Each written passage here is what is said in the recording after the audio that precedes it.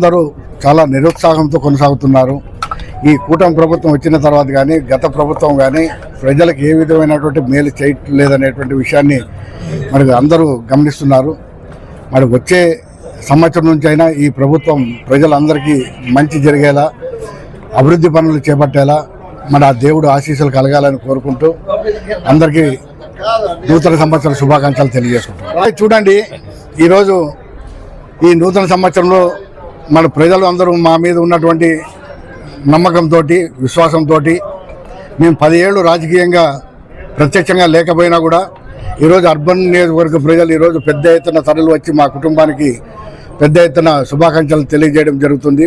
మీరే గమనిస్తున్నారు, ఉదయం 7 గంటల నుంచి మరి ఇంత పెద్ద ఎత్తున అభిమానులు రావడం అనేది మా అన్నగారు చేసినటువంటి నారాయణ రెడ్డి గారు గత ఎమ్మెల్యేగా ఉంటూ మరి ఈ పట్టణానికి చేసినటువంటి అభివృద్ధిలో భాగంగానే ఈరోజు నగర ప్రజలు మమ్మల్ని, మా కుటుంబాన్ని వాళ్ళ గుండెల్లో పెట్టుకుంటున్నారు.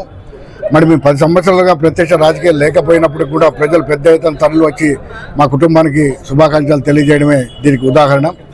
ఖచ్చితంగా మేము రాజకీయాల్లో ఉంటాం, ప్రజలకు మేలు చేసే విధమైనటువంటి పనుల్లో పాలు పంచుకుంటాం.